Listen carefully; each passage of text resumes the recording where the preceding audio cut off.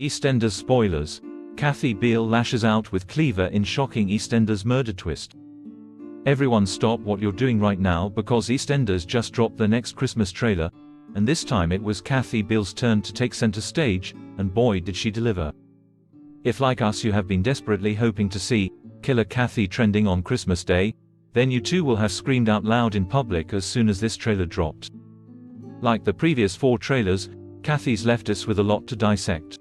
And by a lot, we mean a lot. In just 26 seconds, we think we've been handed the killer, how the murder is committed, and 2 of the victims.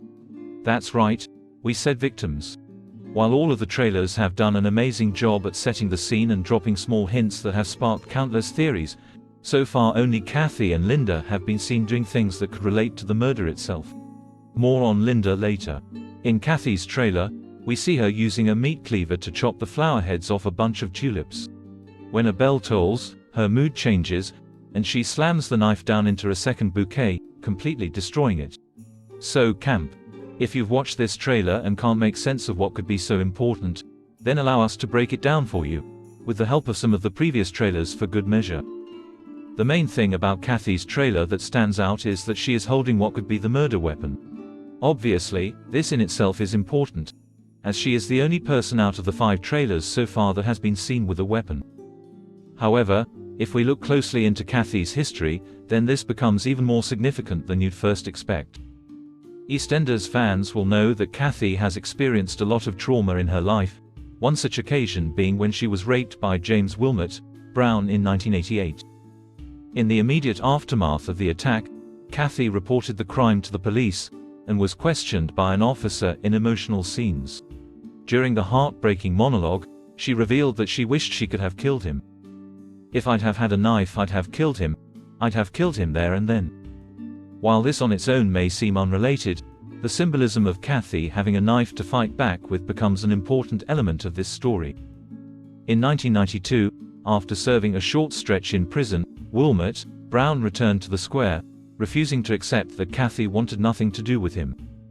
During a 3-hander episode that saw Kathy stand up to Wilmot Brown and ex-husband Pete Beale, she once again made reference to using a knife to defend herself.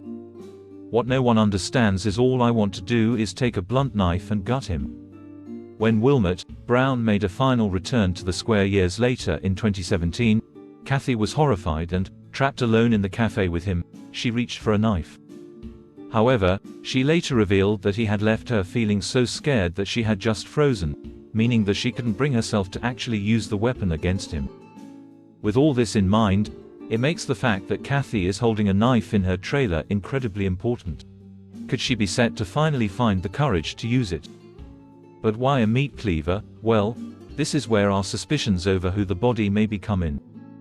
It is well known that Ian and Cindy Beale have recently gone into business with Dean Wicks, and are set to open a pie and mash shop.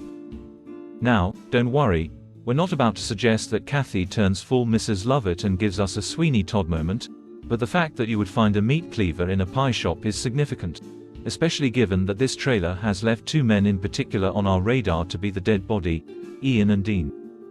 Now that we've let the dust settle on that bombshell, let's look at how the flowers Kathy is chopping up give further proof that Ian or Dean are set to be the body. Or bodies. Don't worry, we haven't forgotten about that either. We have mentioned many times before that the colors worn by the 6 are important, and we are more than aware that Linda's signature color is pink.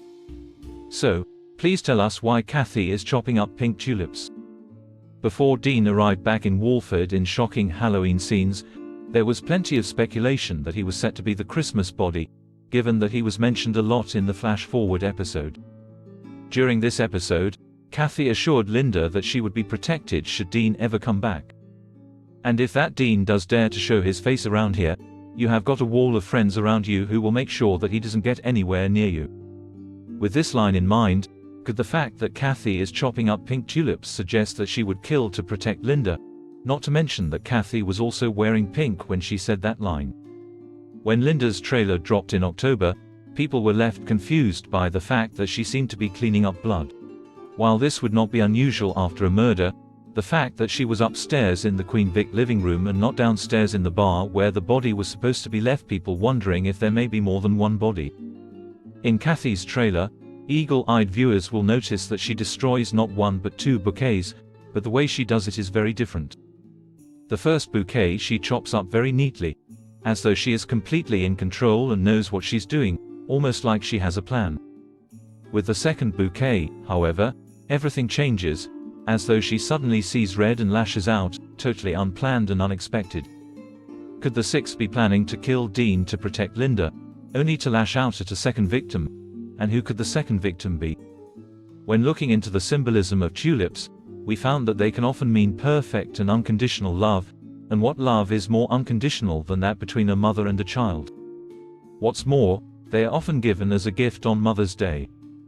Back in the Flash Forward episode, the women made a toast to the men in their lives and the ways that they had been let down. As each woman made a statement to men, Kathy's struck us as slightly odd, given everything that she has been through in her life. To the ones that take us for granted. While many people have speculated that the potential victim linked to Kathy could be husband Rocky Cotton, we have always thought that that phrase didn't quite fit with their relationship. If she'd have said something about men that lie, then it would have made more sense. But what if Rocky isn't supposed to be involved at all? What if Kathy's victim is the person who has taken her for granted more than anyone else over the years? Ian Beale. Could Ian be the one to die on Christmas Day? Another factor that leads us to think that Ian may be dead is the blood on Sharon Watts' wedding dress during the flash-forward scene. We have previously mentioned that the position of the blood makes it look as though she had cradled someone who has been bleeding in her lap, which suggests that the victim may be close to her. With Ian and Sharon having been best friends for nearly 40 years, with the odd blip that we won't mention, he would certainly fall into this category. But why not Keanu Taylor, who she is set to marry? Well, Sharon's trailer is another one to include a bouquet of flowers, but these ones are not pink tulips. The fact that they are white roses instead suggests to us that they symbolize that the person she is marrying, who at this point appears to be Keanu, is unrelated to the crime. But why would Kathy kill Ian? We hear you cry. To tell you the truth, we don't know exactly. However, what we do know is that in Stacey Slater's trailer, the tagline of the story, "In a flash, everything changes," was written on a mirror. What left people confused, however, was the fact that Flash appeared to be written as FLA 5H. That number 5 has been bugging people for weeks, but now one Twitter X user has suggested that it could point to the person in the fifth trailer being the killer. Now, we're not great at maths, but we're certain that Kathy's is trailer number 5. However, if we're sticking to the theory that there are now two potential bodies in play, Kathy may only kill one of them, and it may not be Ian. Remember earlier we said we'd come back to the colors that the six wear well. Eagle-eyed fans have noticed something quite unusual about when the trailers are released. In the episode that aired right before the release of Denise, Stacey, Linda and Sharon's trailers, the character who was the focus of the trailer was dressed in black. However, the episode before Kathy's trailer saw her still wearing purple, her signature the six color. We still have to wait for Suki Panise's trailer to come out to fully test this theory, but could the fact that everyone else is in black ahead of their trailers represent that they are the onlookers or mourners of the death, while Kathy, who was dressed in her the six color, is the killer? On top of this, Kathy's trailer came after she was arrested for the fire at the cafe. In almost every trailer so far, there has been smoke in the background. Could this be another hint that Kathy is the killer? We hope we've left you with a lot to think about. Xin chào các bạn đã quay trở lại với kênh Spoiler. Vừa rồi các bạn đã theo dõi một